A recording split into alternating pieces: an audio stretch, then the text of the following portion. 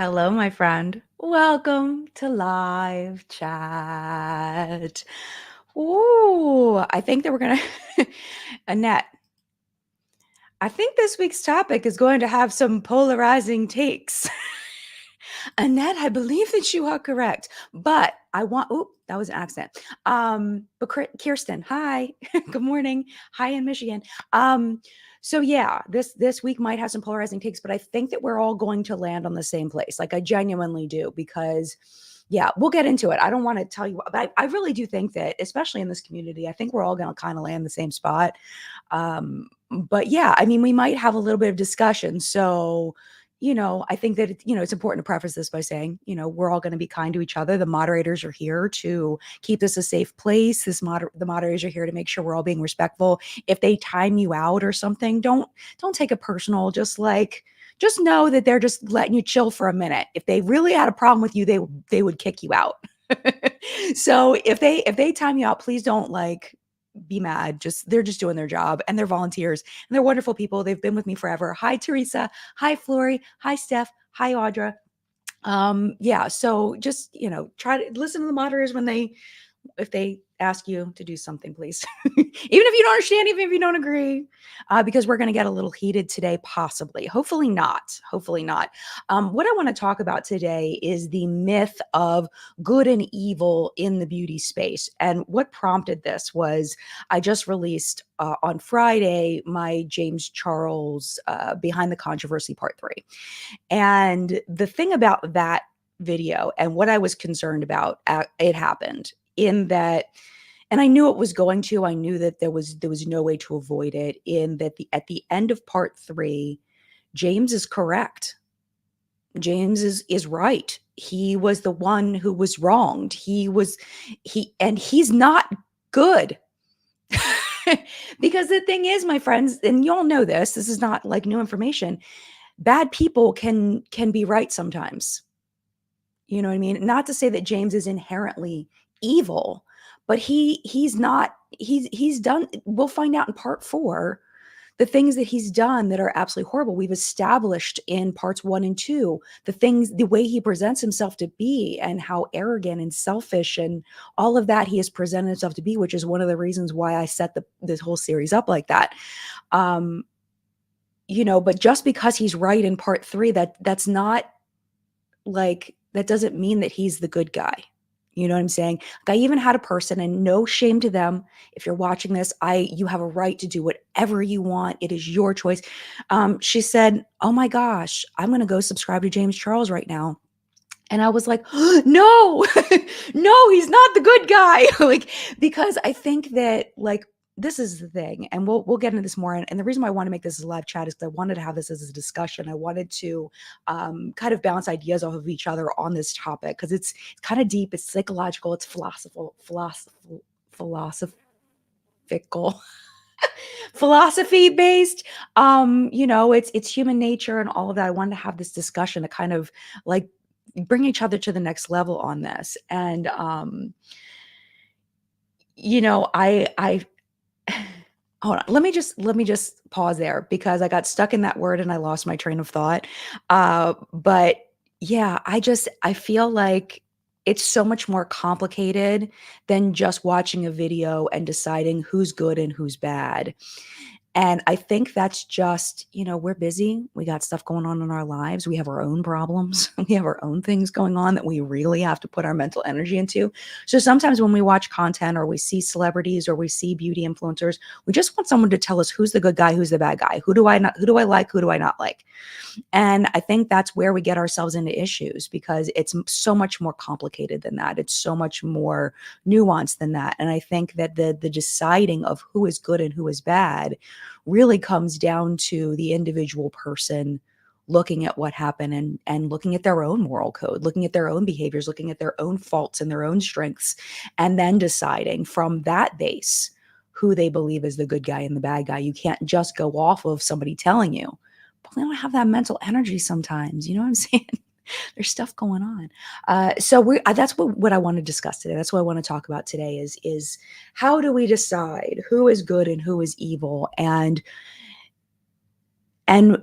is there a right answer and a wrong answer?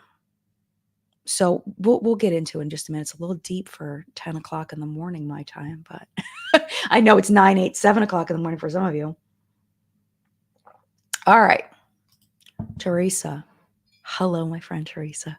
Thanks for being here and moderating. I appreciate you. Hello, Christine. Good morning to you. Hi, Jesse. Good afternoon. Hope you are doing well as well. Hello, Ginger. Hi, Josh. Josh said, "Is evil whoever picked out the pictures for the thumbnail." Hi, Josh. That was me. It's me. Hi. I actually tried to not pick out the worst pictures. I really do put an effort into not. I don't want people to put the worst picture of me. Like, I've seen some terrible pictures of people in thumbnails, and I try not to put the worst. I try to make it representative of what we're going to be talking about rather than it being the worst. But yeah, I'm the problem. It's me. Hi, Nell. Good morning to you. I'm happy that you're here. Your new home. Congratulations, Mel. That's so exciting. Congratulations. Hi, Tiffany. Good morning. Hello to New Jersey. Oh, that was me saying to Josh, it's me. Hi, Sarajan. So good to see you. Happy Sunday. I'll come back for the replay. I'm at DragCon. Oh my gosh, have the best time. Have the best time. Oh my gosh, I can live vicariously through you. Just, I'm there with you in spirit because I would love to go to a drag con one day. Hello, Monica. Good morning. Monica says, I have my 10-week-old puppy with me, trying to get her to nap while I sit with you and watch you live. Pet the puppy for me. Oh, I love that. Yeah, I wish I was a drag con too. That would be so fun. Hello, Kim. Happy Sunday in Vegas. Where's my California friend? Good morning, Tish. Good morning, Bia. Good morning from Brazil. Yes, hello to Brazil. I was just talking with Simone, who owns Sigma Beauty. She is from Brazil as well. We had long conversations about Brazil. And one thing I always say about Brazil, and I might have already told you this specifically, but every person I've ever met from Brazil has been lovely. For some reason, I've met quite a few people from Brazil specifically. I don't think I've ever met somebody from Argentina, but I've met so many people from Brazil. It's very odd. But yeah, everybody I've ever met from Brazil has been fabulous. Oh, Cynthia, hello. So good to see you. And if I did not say good morning to you, good morning to you. Thank you so much for being here. I appreciate you. Okay, so let's get started.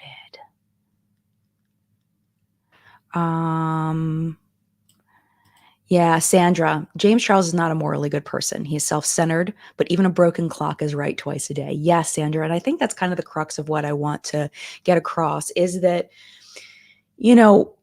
like we look at people like Jaclyn Hill, right? And because I don't want this just to be about the three from the James Charles series that we focused on in James Charles Part 3.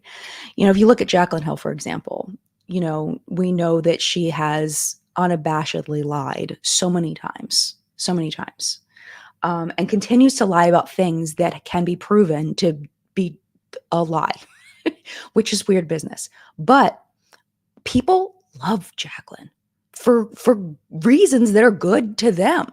People love. She's funny.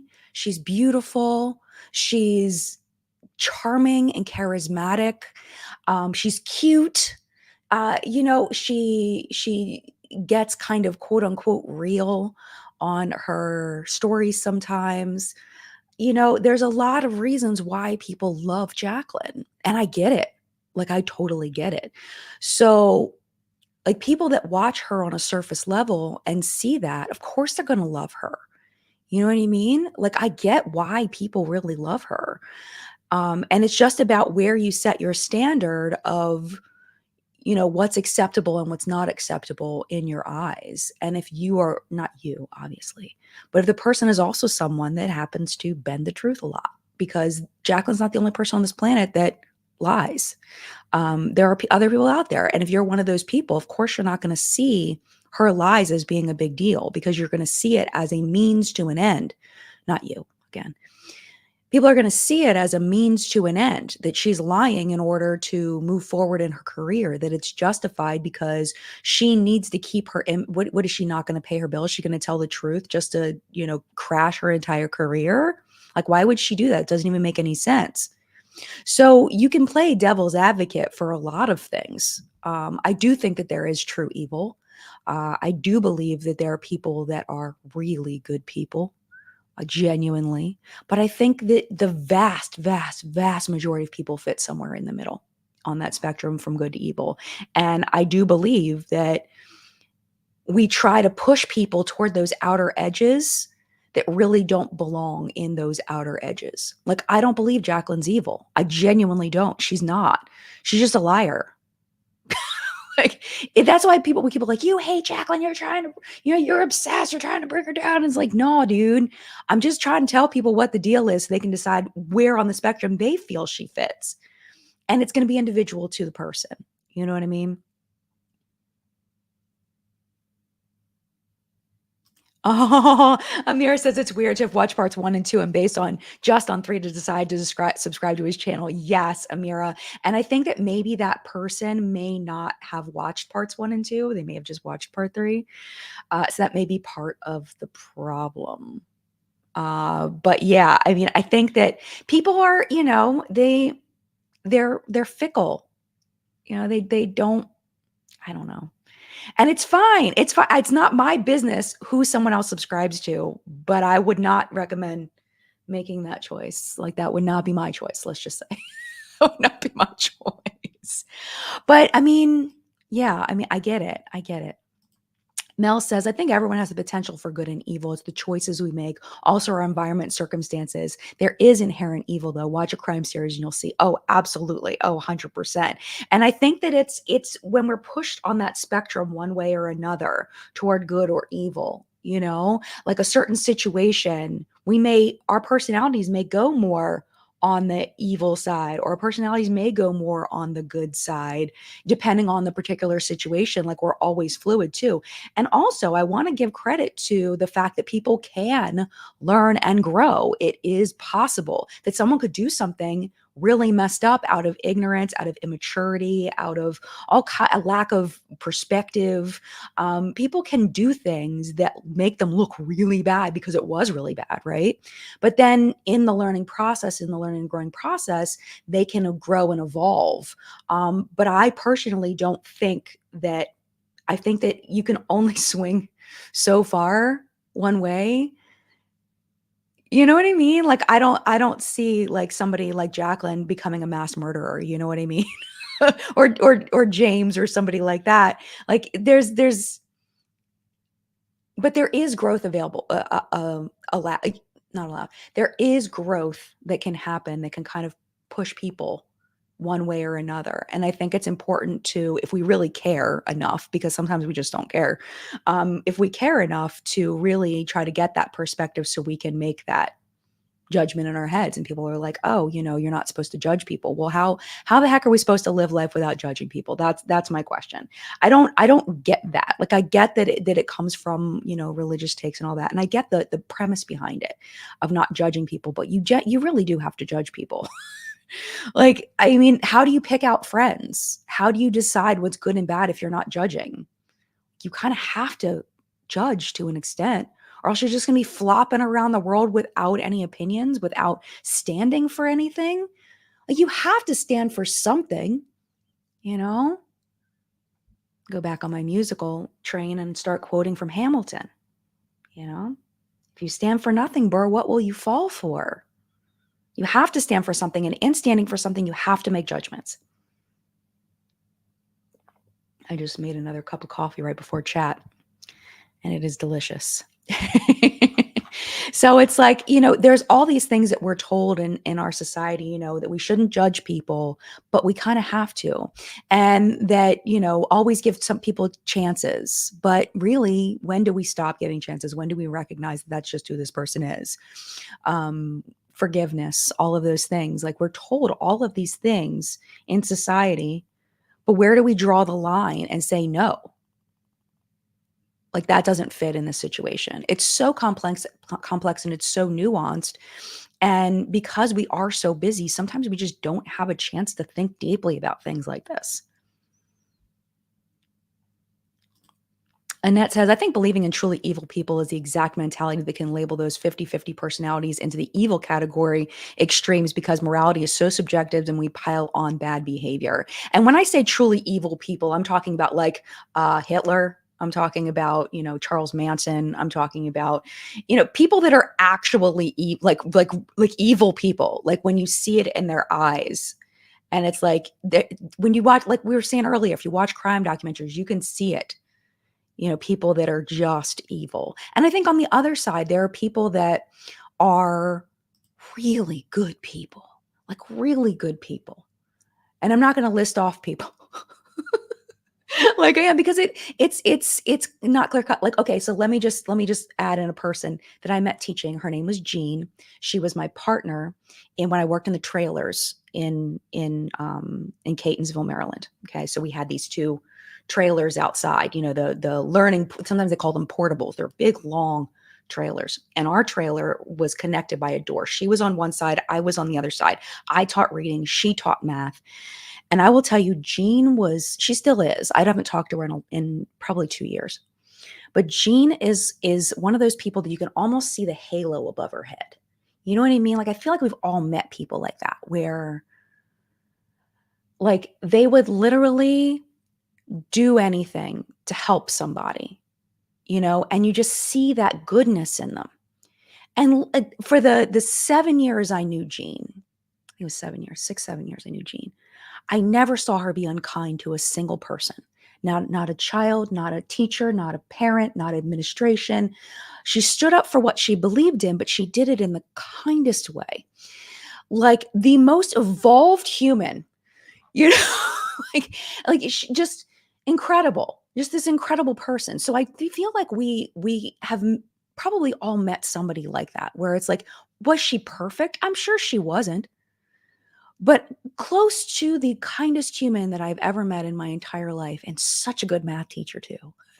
Such a good math teacher. So my point is that, there are genuinely good and evil people, I believe, but I don't think that it's fair to put people like James Charles or even Jeffree Star into an evil category. I think Jeffrey's leaning a little closer to that end of the spectrum.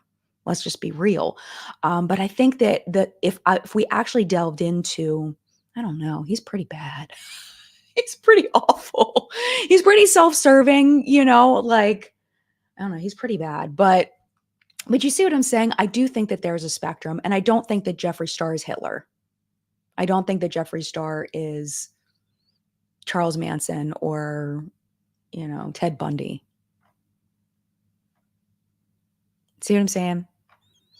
And on the other side, y'all know, and I've made this very clear multiple times, that I think Tati is a good person. Is she perfect? No. Has she made some bad choices? Absolutely.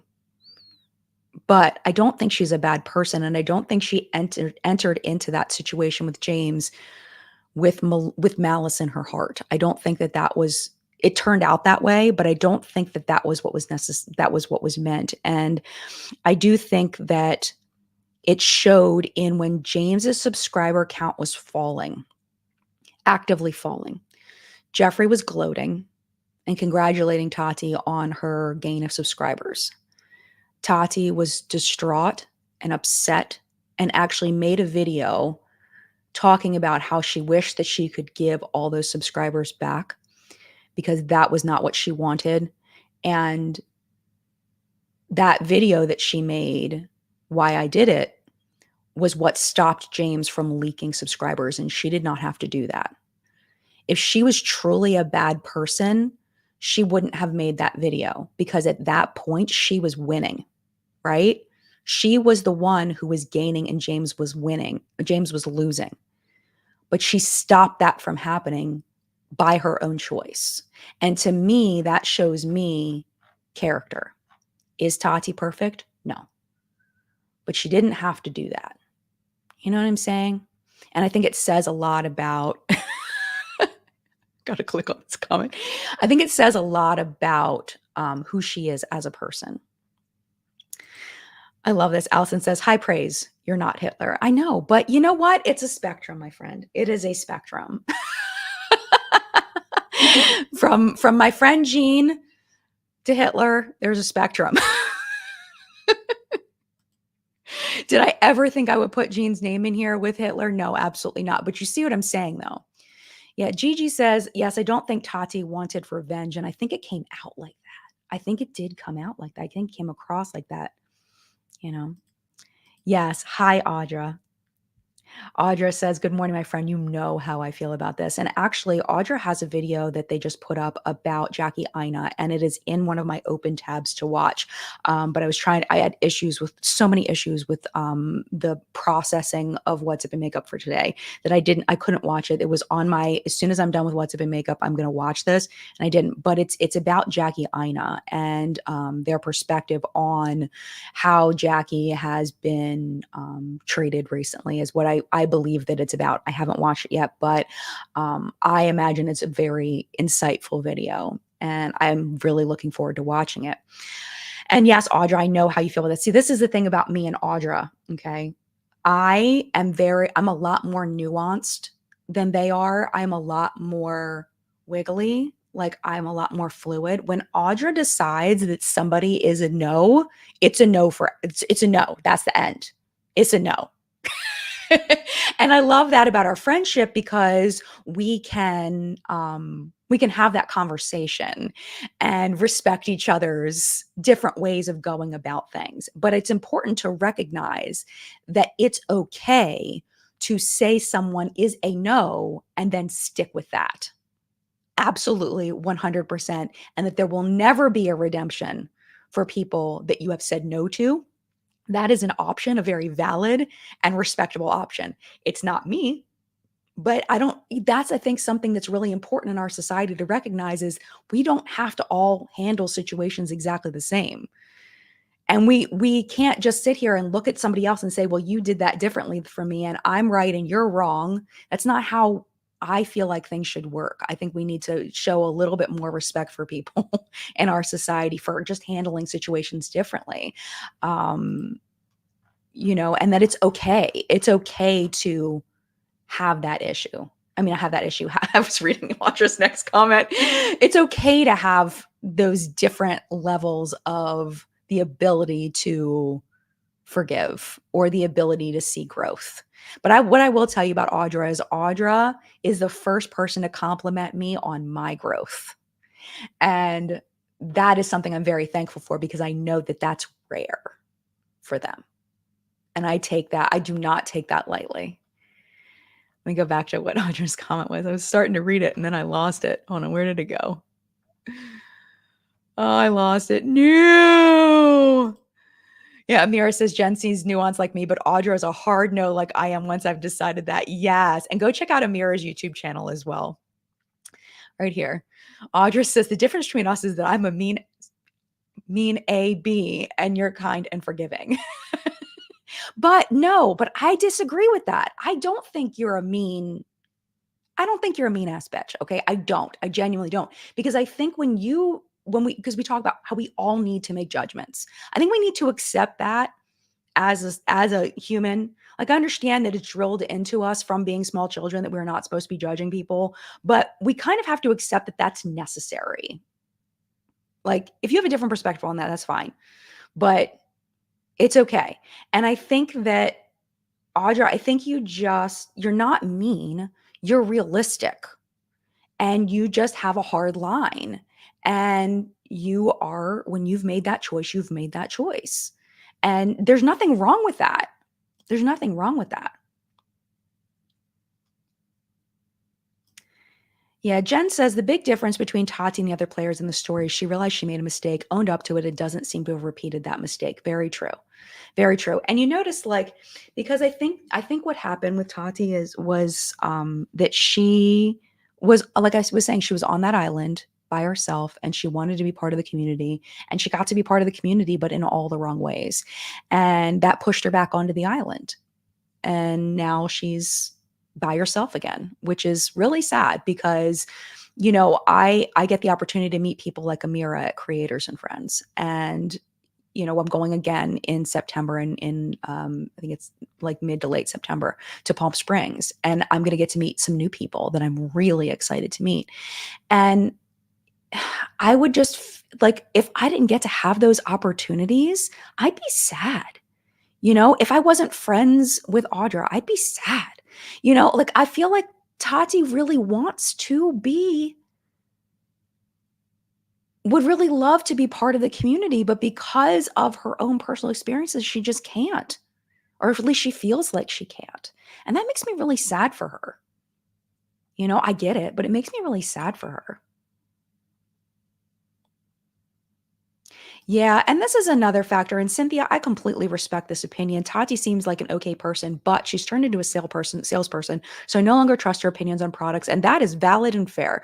And I think she has turned into a salesperson 100%. And I think that why is because she needs the money to relaunch not Halo Beauty, relaunch Tati Beauty. So she's just doing all of the selling right now, so she can relaunch her brand. And does she really love everything she's promoting? I have no idea.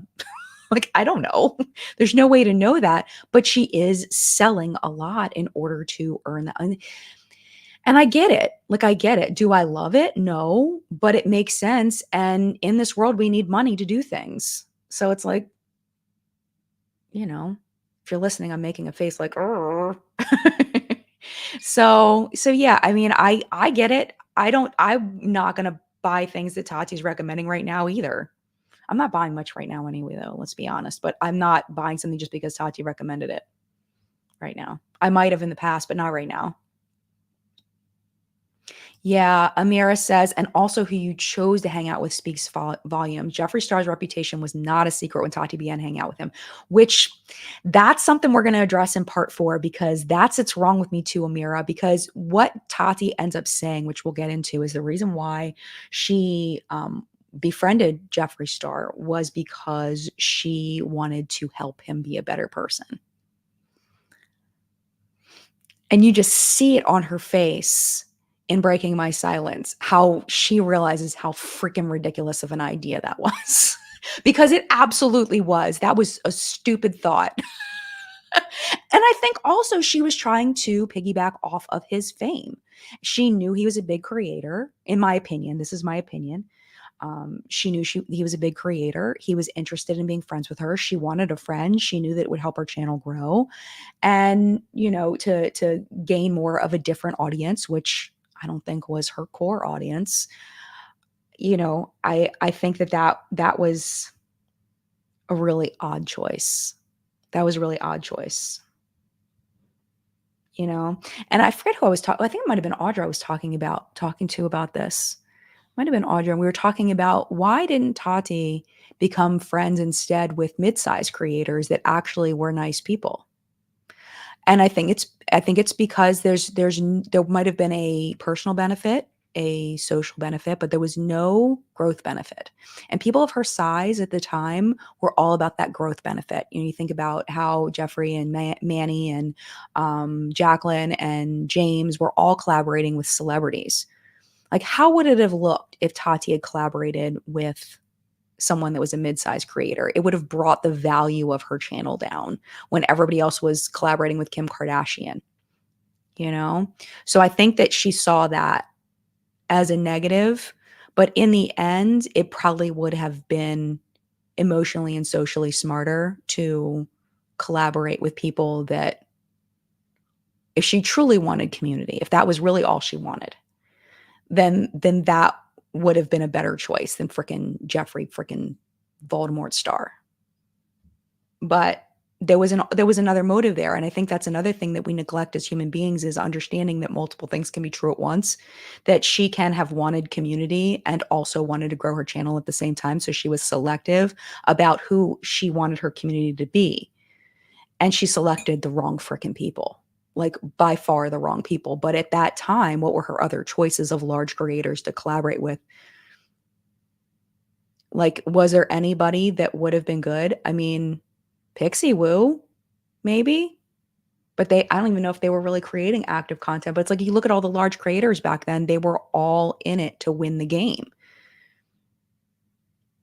you know? Like Gabriel Zamora and Nikita Dragon, right? Totally respect their perspective on things, but totally different than the way that I look at stuff. I mean, they're like some of the most intelligent, cold-hearted people that I've ever watched on YouTube. You know, they're very practical and logical, and it makes sense. Like, you watch Gabriel's whole video, the whole makeup and opinions video, that man is smart. He is so smart, but he's also kind of jaded and cold. You know? So it's like those were her choices. She's got Manny, she's got Laura. Laura is actually like I kind of put Laura in the Tati category for some things. They're definitely different people. They're very, very different people. But I think Laura has more heart than some of the other people. But anyway, she didn't have a lot of choices, is my point. She's going for big creators at the time. But I think Jeffree was the worst decision she could have made. I think that he was the actual worst. Like, if you line up all the big creators of the time and like, who am I going to pair Tati with to help her grow her channel and to help her to have community? Jeffree Star is like the number, the lowest number or the worst possible option. That was no. No, that was terrible. Oh, we have a new member. Amanda, thank you for becoming a member of the Collective Brain Elite. I appreciate you. Yeah, and this is another option. Kororo, forgive but not forget. 100%. There are so many people that are on that in that category for me. So many people in that category for me. So, where's the sunscreen? What's the Lori says Tati with the sunscreen and supplements is shady. Sorry, I don't remember a sunscreen thing. Supplements, yeah, I remember. Yeah. Sandra says Audra's like me. Once you've wronged me or others badly enough, there is no going back. You no longer exist. Yeah, which is the smart thing to do. I admit that I'm stupid in that way. I am definitely, yeah. All right, let's pause for a second. Y'all are saying so many amazing things that I'm missing. I can't wait to go back after chat and reread the whole chat piece. Y'all have such interesting perspectives, but we need to take a little bit of a break. I like to take a break in the middle just to share what's on my face today. I am not a big fan of my makeup look today, just as a side note. But it was kind of on, and that was just the way that it went. I wanted to do something light and natural, and I ended up with this like smokier green look that I just don't feel like fits my vibe today. But I was having fun. I was playing with this eyeshadow palette. This was sent to me by Sydney Grace. This is their Southern Spring palette, and I was just having fun. And it got a little darker than I wanted it to, but it's really, really freaking pretty. Sydney Grace has an amazing, amazing eyeshadow formula. Let me just swatch these greens for you, just so you can see kind of what I was dealing with here. I do. I mean, sometimes you do your makeup and you think you really like it, and sometimes it's not like it's bad, but it's just not fitting the vibe I was going for today. And that green, man, whoo-wee, it's all like these olives. Actually, that one looks more brown than I thought it would. That's that. Wow, I didn't realize how brown that is in the swatch. Let me hold that up so you can see. It's not going to be. Oh yeah, it is lining up. You see how brown, if you're watching, how brown that swatch is compared to what's in the pan. But if you turn the pan, it matches a little bit more. That's so interesting. This is my first time using this palette, but I've been using a lot the other palettes. For What's Up in Makeup today, I used the Northern Winter palette, I want to say. Yeah, Northern Winter palette. I'm going to get eyeshadow all over these. The Northern Winter palette is my look for What's Up in Makeup today. It's mostly grays and reds. But yeah, I mean, their quality has always been freaking amazing. Just incredible. All right, I'm going to wipe this off down here so I don't annoy the people that hate the sound of the paper towel. All right, I also want to mention that I have been loving the Sigma Skin Tint. That is what I'm wearing on my face today. It is the perfect true light coverage product. You can build it up a little bit if you want to, but I don't do that. It doesn't seep into my fine lines. It is just the most beautiful light coverage product ever. This was sent to me, of course, in PR, and I did just finish visiting the Sigma offices. So therefore, I'm feeling extra positive towards Sigma right now in my soul. So that's why I'm letting you know. Oh, my arm looks like I just went camping and got dirt all over me, or went to a friggin' motocross show or something. I'm going to fix that in a second. But yes, the Sigma, the skin tint, the hydrating tint is freaking phenomenal. Let me fix my arm. And then also I tried out the new ColourPop long wearing lipsticks. These are really nice. Unfortunately, the shades they sent me are not my jam overall. I'm showing that today. This one that I'm wearing today is, where is it?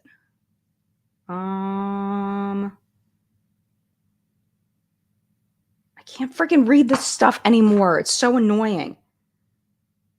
Just Barely is the shade that I'm wearing today, and I thought it was gonna be super natural, and it's not.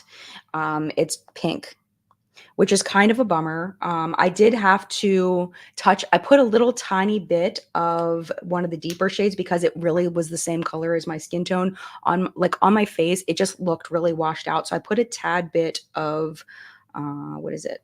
Dirty chai on top of it just to give it a little bit more depth so that it wasn't so close to my natural skin tone, because on my lips it looked really weird.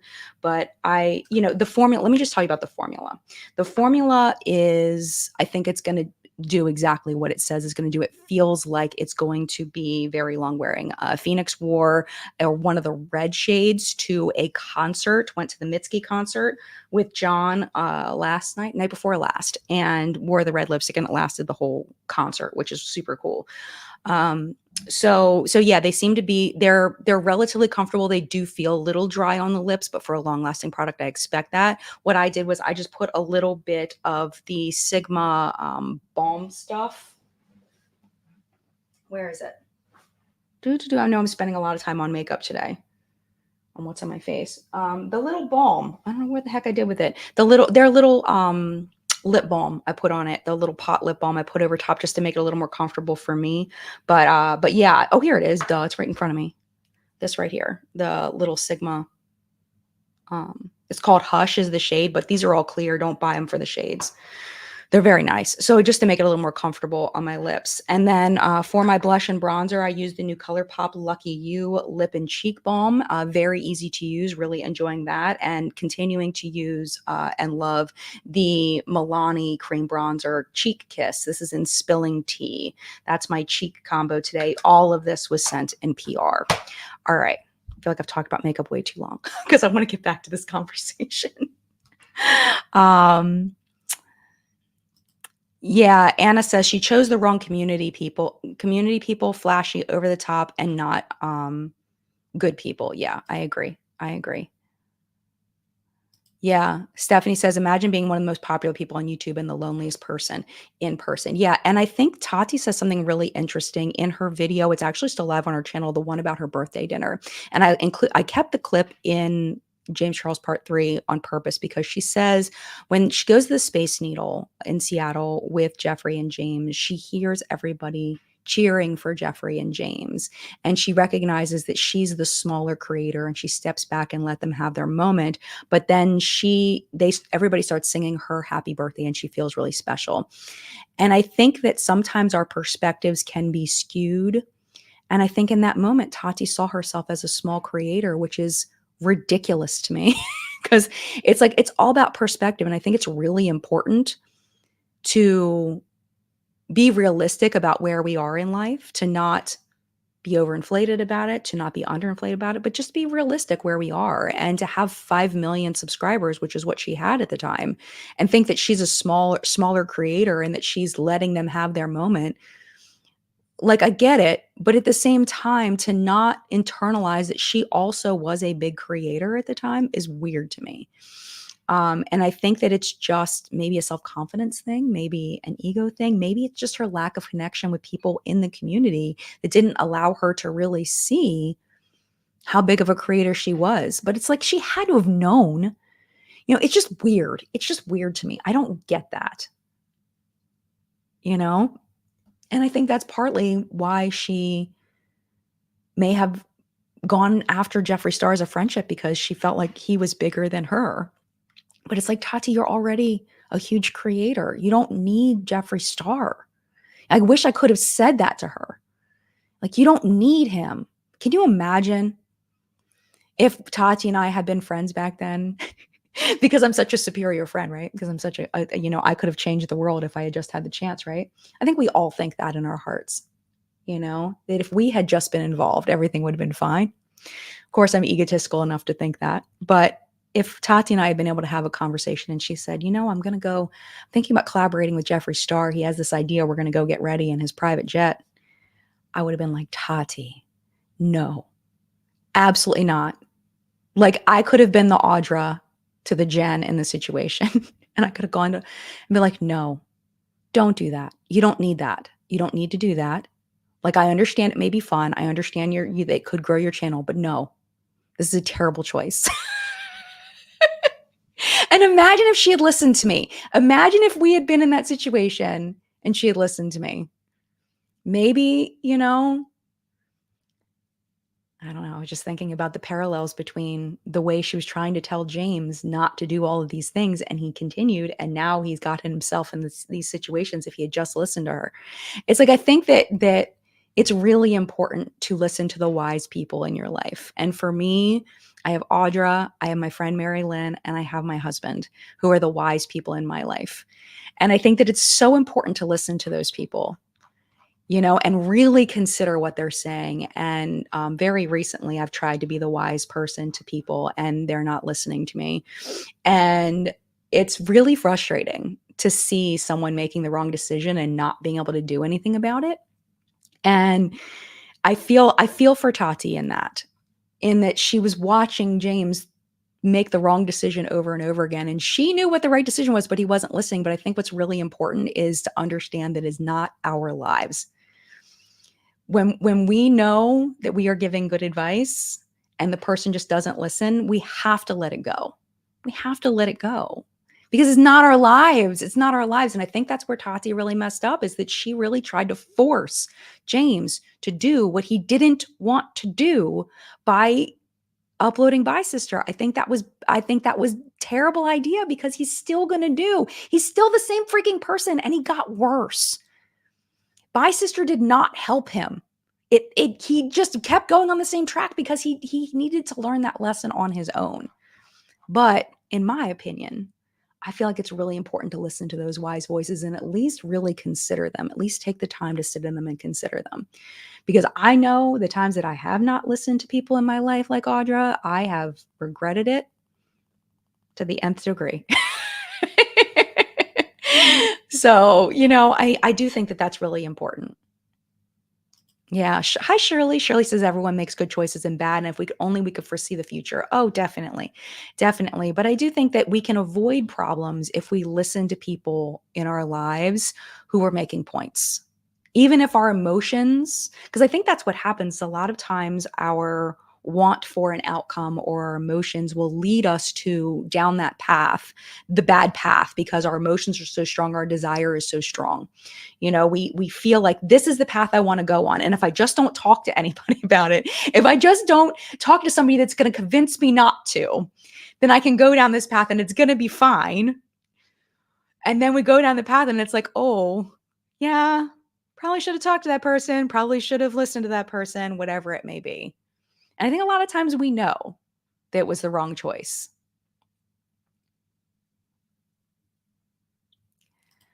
Hi, the creative urge. Good to see you. Go follow him on socials. I could see Tati wanting some fame under the guise of the good person who helps people thing. Absolutely. We all have desires, and to not acknowledge those things can lead us down some dark roads. Oh, absolutely. And that's one of the things that I'm going to bring up in part 4 is Tati's. And I don't want to diagnose anybody with anything or claim that I know someone better than they know themselves. I do believe, and this is just a belief, I'm not as professional, I believe Tati had a savior complex. Absolutely 100%, in my opinion, with both James and with Jeffrey, and the thing about a savior complex is that people that are in that, and I can tell you because I used to be like this, people that are in that savior complex mode, you really do think you're doing something because you want to help somebody, because you want the best outcome for that person. But in the end, it's not about that really and truly. If you really look inside, it's about getting the accolades for helping that person. That's the true motivation, is what will I get from this situation? It's about helping someone and feeling good about it, and that positive, like, yes, I've done this. Yes, I've helped somebody, and a desire to help somebody. But the gut of it, the depth of it, the root of it is in wanting to be the person who did the good thing, and for people to know that you are the good person that did that thing. And I think that's where Tati was. And it may just be me projecting because I was like that for a long time. So that may be me projecting. And I think the way out of that, the way that I found my way out of it is decentering myself and recognizing that it's not just about me. Like the world is not about me. The choices I make are not about me. Sometimes you can make choices that are genuinely just about another person, and it doesn't matter how it reflects on you. Like it's not about that, you know? Um so like for example, let me just pat my son on the back for a second. So my son, he hangs out with his friends in this local shopping center sometimes. And there was a homeless woman who was there, and he had heard that she basically she's not homeless. I should say unhoused first. I used the wrong word. Unhoused person. She's not unhoused, but she is just very financially not okay. And he had heard from the security people there that she's just trying to pay her bills and she's struggling. So she goes out and she asks for money. She sits there with her kid. And my son snuck away from his friends and he gave her $10 of his own money. And he didn't say anything because it wasn't about that. It wasn't about getting his friends to praise him for what he did. It was just about, I see someone that needs something. I have something that person needs, and this person genuinely needs something. So he did. What he didn't realize was that the security guard that was there saw him do it and came up, and he thought he was in trouble because the security guard was approaching him, and he was like, I saw what you did, and he was like, oh, and he was like totally caught off guard. And I do think that my son has learned that earlier than I ever could have. And I think that's super freaking cool. And again, it's about doing what you know is right and not about being recognized for doing those things. And it really and truly internalizing that. Really and truly internalizing that. But I think it takes a lot of experience and a lot of growth to get there for a lot of people. I know it took me a long time. So, yeah. And I only tell you that story because I feel like it's a good representation of how different people grow at different rates. Yes. So Sarah, yes, exactly. Ding, ding, ding. I think Tati is a good person deep down, but she wanted something to validate her feeling that she was a good person. Absolutely. Jamie, unfortunately, a lot of people who get into that mega success zone don't want to hear any feedback that isn't super positive. Power corrupts, especially in an echo chamber. Yes. 100%. Kristen, yes, I used to be the same, and I learned the hard way. A person will only change if they want to. Absolutely. Nani, maybe it's also maternal instinct in that James is so young. Yeah, and I think that too, and we just kind of talked about this in part 3, was about how Tati and James kind of had a parental child relationship, but I don't think Tati realized, because me having been an elementary school teacher and me having been a parent, I recognize, because I've been there, the difference between the relationship of a parent child versus the relationship of a friend. And I learned that before I had children because I was a teacher, but not everybody is privy to that experience. And I don't think that she realized that how different their relationship was. And I think that if she had had an understanding, maybe having been a teacher before or having been um, a mentor in another way before, maybe that would have been recognized, or even just spending like time around kids and teenagers, that may have given her a little more perspective. But I don't think that she'd ever been in that situation before. So I don't think she realized that their relationship truly was different. She was expecting James to to treat her with the same level of respect that a peer-to-peer friend would, which I don't think was a reasonable ask. I don't at this point, in hindsight, of course. Scrolling down.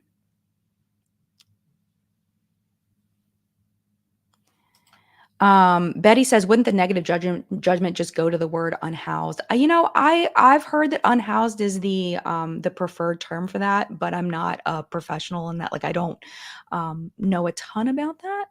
But it's definitely something I should look into and make sure that I'm using the word correctly. Because sometimes those words change, of which word is better to use. And sometimes I'm not privy to that change.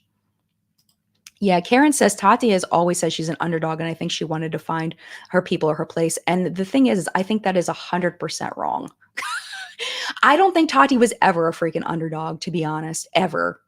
From my perspective, dude, dude, Tati was not an underdog. Come on. She had 5 million subscribers. She had 8 million subscribers. How many subscribers does she have now? How many millions of views? Like, really? Tati was never an underdog.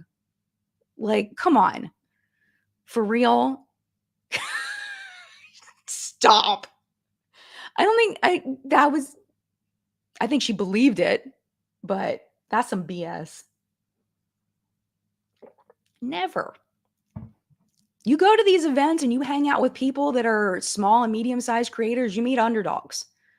Like, absolutely freaking not. And honestly, like I don't even know, like there are definitely underdogs in the beauty space, but I do think that it's not the same as like sports.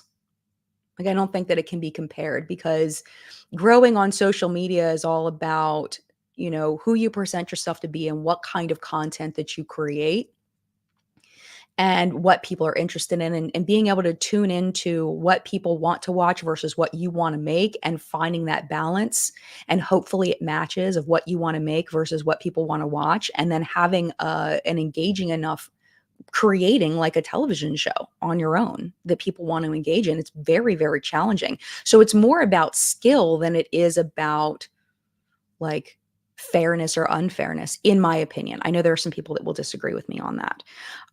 It's extremely challenging. And I do think that there are, let me just say though, I do think that there are advantages and disadvantages inherently with different people that will make them less likely to grow that have nothing to do with the kind of content that they create. There are definitely things that can put someone at a disadvantage. And I don't want to negate that because that would create underdogs. But I think on the whole, well, no, you know what? I'm thinking all of this out loud. Remember, I was saying like the more you think about stuff, I do think there are underdogs in the beauty space. I'm going to take that back because I do think that there are people that are inherently at a disadvantage to growing in the space, and that there's nothing they can do about it. And that's who I would say is the underdog. And I'm not going to get into specifics there, but there are definitely underdogs in the beauty space. Tati is not one of them. Come on. She's beautiful. Let's be real. She's white. That's going to be an advantage. And I can tell you that for a fact because of the comments I've gotten in my comment section for years about white people that they will not watch creators of color because they feel like they can't learn from creators of color because they don't have the same skin tone. So it's the application is going to be different, which is BS. Unless you're talking about a foundation match, stop. But that puts creators of color at a disadvantage, right? Said I wasn't going to give an example, but that one's one I'm really passionate about. So anyway, Tati being beautiful, being talented, having the money to have this beautiful background and this gorgeous house, and having a personality that's likable for a lot of people, um, you know, has so many advantages. So many advantages. Sorry, I'm a little triggered by this whole Tati's an underdog thing because that is not real. Did she believe it? Yeah, but I don't think that that's real. Genuinely. Genuinely.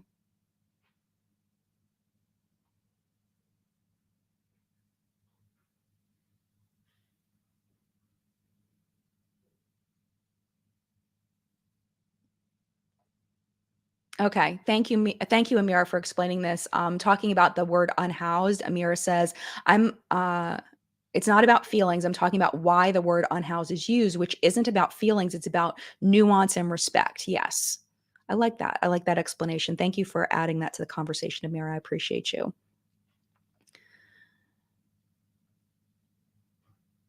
Oh, Wendy says, I just want to say I love your channel. I've just started watching older vids on Dramageddon. Just love how you present. So thanks for making me laugh. Oh, you're so welcome. Your son sounds awesome. That's true altruism. Yeah, and don't get me wrong. My son is he's still a 13-year-old boy. Okay, he still does things that are like he's not perfect.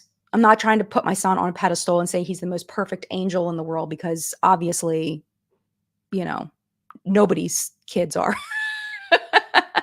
So don't think that. I just found that to be really interesting and relevant to the conversation.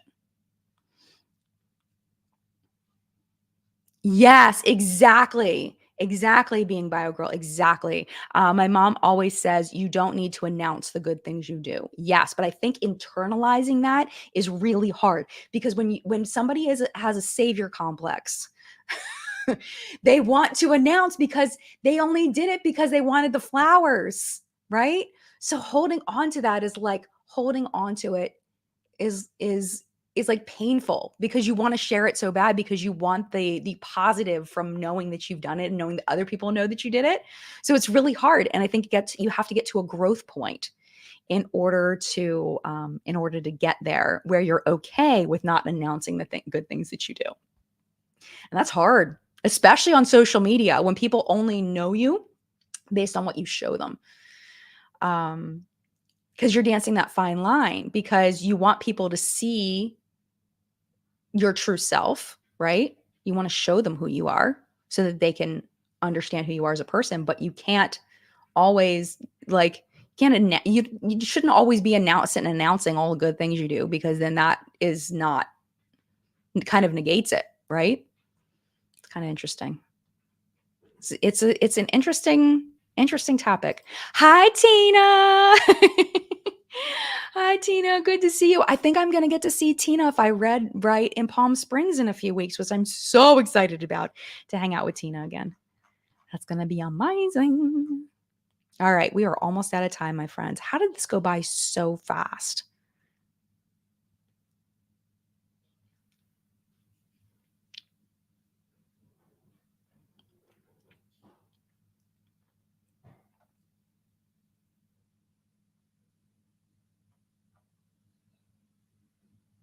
Trying to find a conversation that'll kind of add to what we're I want to clarify because I see a couple of people taking what I said about white people not watching Black creators. I see some people taking it personally. I want to make sure that I'm clear. I'm not saying it's not an all white people thing. Okay, it's not. But I've gotten so many comments over the years from white viewers talking about how they don't watch Black creators because they can't relate to their content as far as their reviews and stuff. And I always just am like, come on, please, just stop, just stop. It's not real. Like, unless you're specifically, like I said, unless you're looking for a specific foundation shade match, like it's not real. Like, I get the eyeshadow might look slightly different on somebody that's a different skin tone than you, but you can still see the application, you can still see the technique, there's still so much you can see. And even with foundation, you're still seeing the coverage of it. You're still seeing, like, serious right now? And what a lot of Black viewers have told me is that they have absolutely no problem watching white creators because that's the vast majority of the beauty creators. It's like 98% of the beauty creators feels like. So it's like, why or what? If Black viewers can watch white creators, why can't white viewers watch Black creators in the exact, like, it just, there's only one reason for that. There's only one reason for that. That's my opinion. Wendy just became a member. Thank you so much for becoming a member. I appreciate you. That just gets to a whole nother level. Yes, exactly. Amira, exactly. As a Black creator and someone who watches content, I've watched non-Black creators for years and I watch info for texture, formulation, etc. Exactly. But I think because, there's so many more choices and also people are racist. Let's just be honest. It's horrible. It's freaking horrible. And then they justify it. And it's like, I'm not saying everybody's racist. I'm just saying some people 100% are. It's very frustrating. It's very frustrating. So, but yes, if it doesn't apply to you, if it doesn't apply, let it fly. Okay? If it doesn't apply, let it fly. Please don't think I'm talking about every single person. But if it does apply, think about your choices. Ah, yeah. And I think a lot of Black creators have quit. I've talked to Audra about this. A lot of Black creators have quit because they just weren't growing. And it's really freaking sad. It's really sad because we've lost good people because of it. We've lost good people. And it just makes me upset. It makes me sad. I don't want to end chat on that because it's making me sad. But anyway, kind of the end thesis of this is that I put a quote in the description of the video before I started the live, and it's from Into the Woods again, because that's where we're going in part 4 is, there's a song by the witch, the evil character in the story. And she goes, you're not good, you're not bad, you're just nice. I'm not good, I'm not nice, I'm just right. And I think finding that nuance in individual people is so important, to take the time to not just categorize people into good and evil. That people who are crap humans can also be right sometimes. They can also be wronged by other people. People who have presented themselves to be not good people can be wronged by other people, but that doesn't make them a good person. It doesn't mean that they are good and the other people are bad necessarily. It just means that they happen to be right in this particular situation. And I was so just like, by a few comments after, it just really hit me like how that part leaves off and leaves James Charles as kind of the hero, kind of the good guy at the end. And I think it's so important to recognize that, like, what was it Sandra was saying earlier, a clock's right, a broken clock is right twice a day. I think that's something it's important to internalize when we're trying to decide who's the good guy and who's the bad guy, and recognize that people are so nuanced and that we are on this range. And no, there's very few people, I'm not gonna say no, there are very few people in this world that are just good and just bad. We're all on this spectrum. Some people a little more bad than others, some people a little more good than others. But recognizing that instead of just saying, oh, this person was wrong, so therefore they're a good person. Like, no, because the story does not end there, my friend. The story does not end there.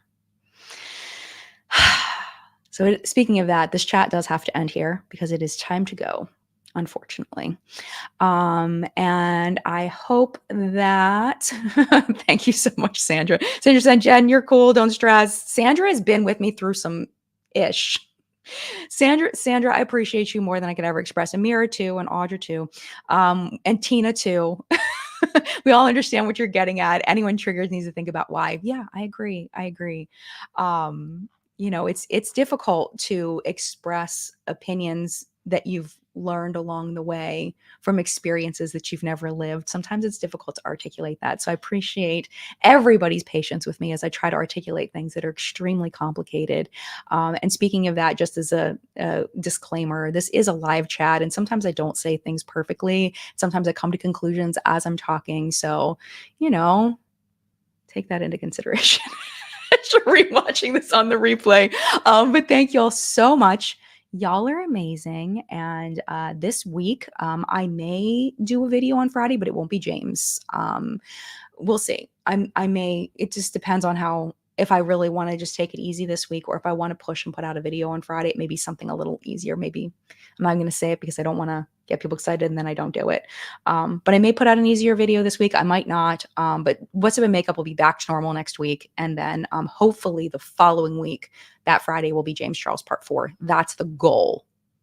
We will see. Have a wonderful rest of your day. Have a wonderful week. If you're celebrating tomorrow, if you're celebrating the holiday, please be safe, and mad love to you. I will see you in a video very, very soon.